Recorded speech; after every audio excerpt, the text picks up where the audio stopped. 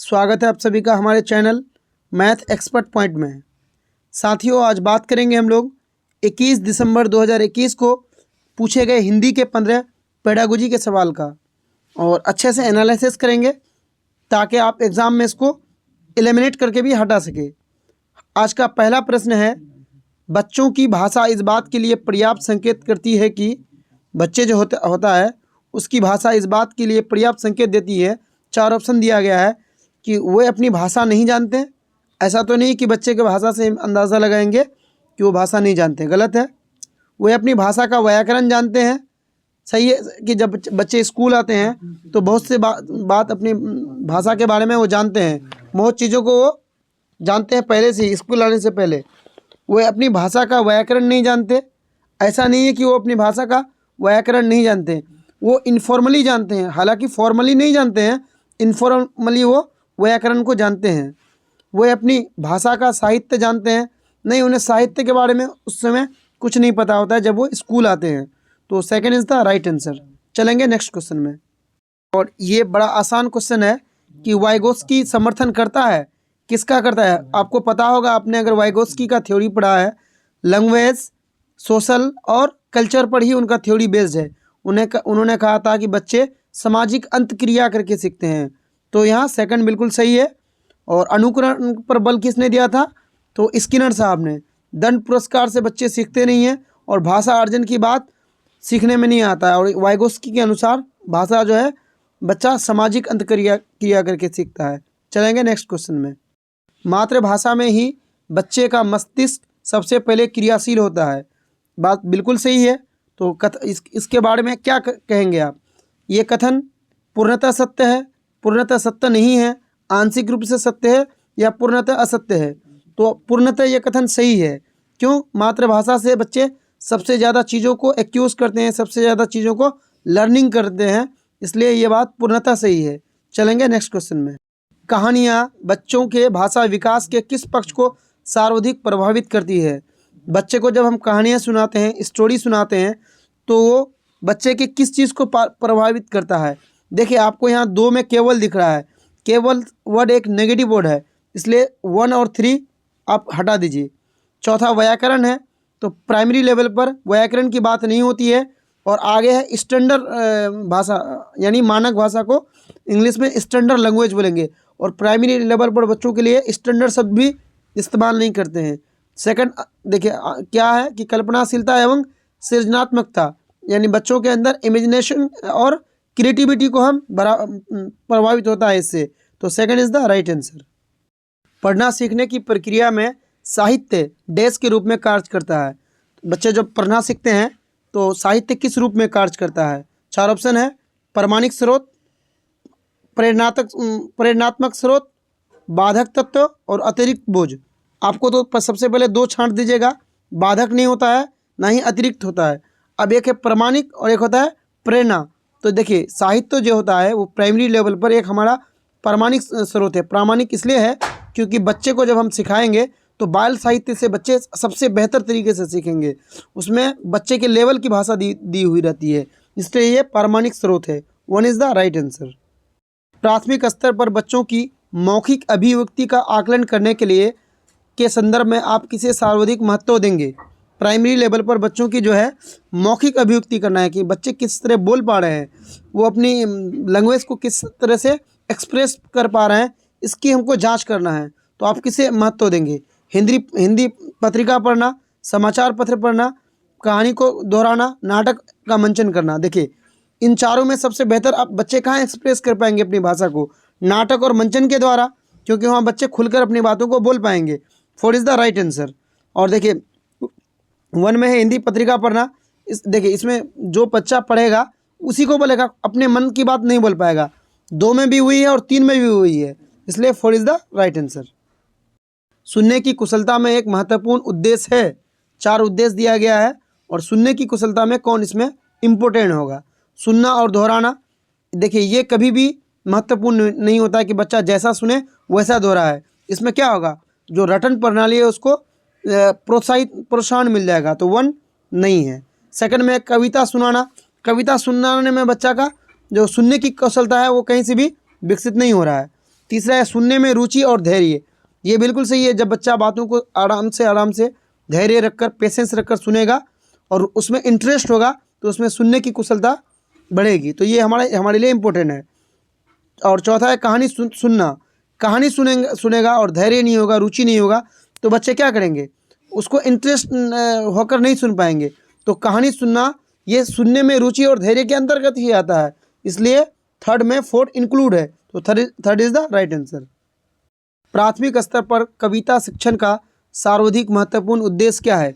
Primary level पर जब आप बच्चों को कविता पढ़ाएंगे, पोएम पढ़ाएंगे, तो उसका हमारा महत्वपूर्ण उद्देश्य इसका क्या होगा? पहला है कविता का भाव अर्थ बताना, कविता का शब्दार्थ बताना, तीसरा में कविता में छंद और अलंकार बताना, और चौथा है कविता पाठ का आनंद लेना। आप देखिए, बात कर रहे हैं प्राइमरी लेवल का, तो बच्चे जब तक किसी भी चीज़ को इंटरेस्ट लेकर, आनंद लेकर नहीं सुनेंगे तो तब तक क्या करेगा, आपकी जो शिक्षण होगी वो महत्वपूर्ण नहीं होगी। तो यहाँ पर कौन होगा? कविता का पाठ में आनंद लेना। Four is the right answer. अब एक में है कि कविता का भाव अर्थ बताना। देखिए इसमें क्या है कि आप बच्चे को अगर कविता का भाव बता देंगे और वो इंटरेस्ट नहीं ले पा रहे हैं, मज़ा नहीं ले पा रहे हैं, तो आप उसको 10 मिनट बाद पूछेगा, वो चीज़ों को नहीं बता पाएंगे, तो होगा नहीं। दो में है कि कविता का शब्दार्थ बताना, मतलब कविता सुना देंगे, उसके बाद हम बोलेंगे कि इसका शब्दों का अर्थ बताओ, तो इससे भी उनके शिक्षण की जो है वो महत्वपूर्ण उद्देश्य को नहीं देख पाएंगे।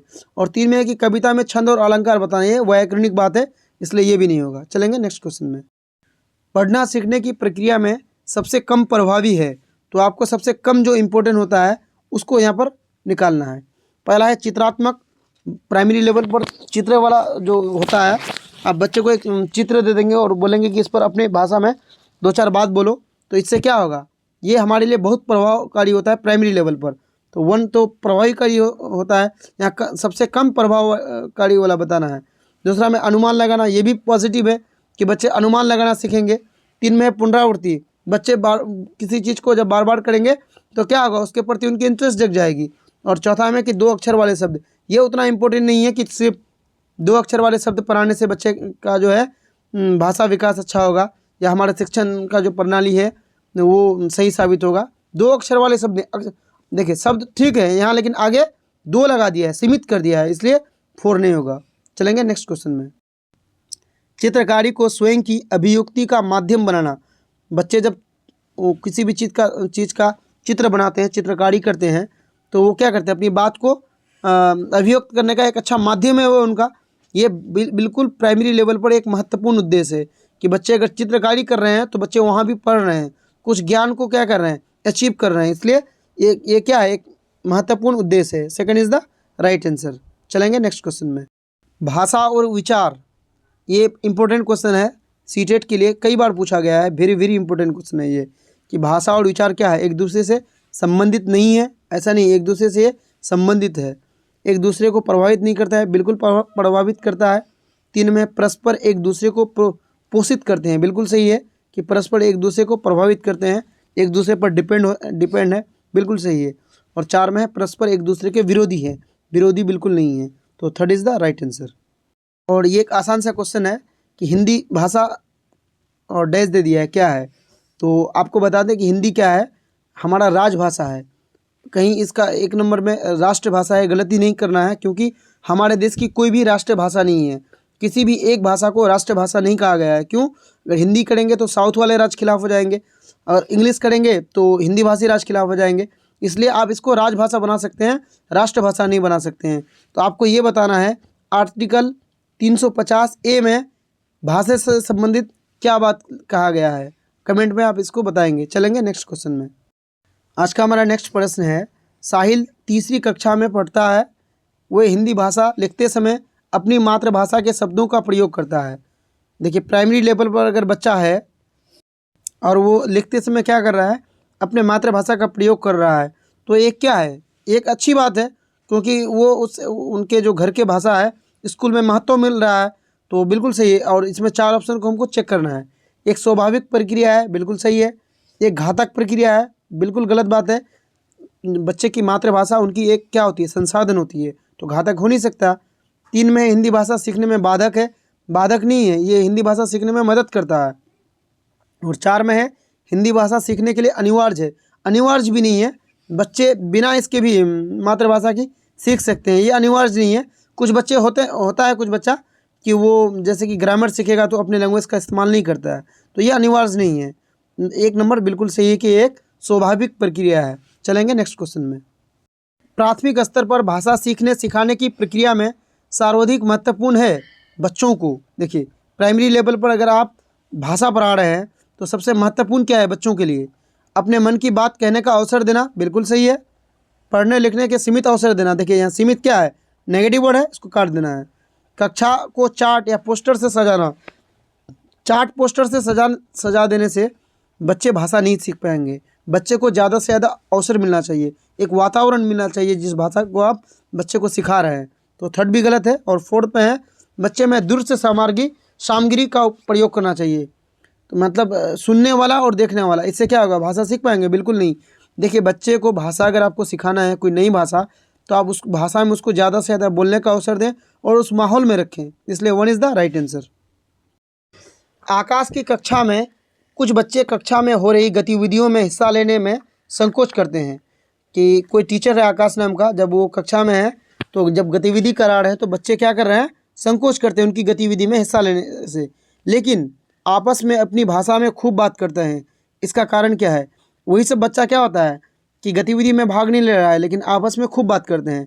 तो इसका संभावित कारण क्या हो सकता है? पहला है उनकी भाषा को कक्षा में स्थान ना मिलना, दूसरा है उनकी भाषा में समस्त गतिविधि का होना, तीसरा है उनका बात करने में दिलचस्पी ना होना, और चौथा है उनका ये मानना कि गतिविधि उबाऊ है। देखिए, वो ये नहीं सोचते कि गतिविधि उबाऊ है, हम इसको नहीं करेंगे। 3 नंबर में उनका बात करने में दिलचस्पी ना होना, अगर बात करने में दिलचस्पी नहीं होती तो अपने दोस्तों से क्यों बात करते। और 2 में है उनकी भाषा में समस्त गतिविधियों का होना, अगर उनकी भाषा में सारे गतिविधि होता तो वो आराम से भाग लेते। क्यों? क्योंकि दोस्तों के साथ ही तो गतिविधि करना है। और 1 में है उनकी भाषा को कक्षा में स्थान ना मिलना।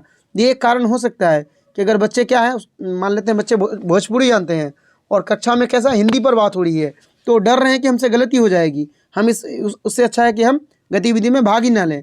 तो ये संभावित एक कारण हो सकता है। तो कैसा लगा आज का हमारा क्लास, आप कमेंट में हमें ज़रूर बताएं।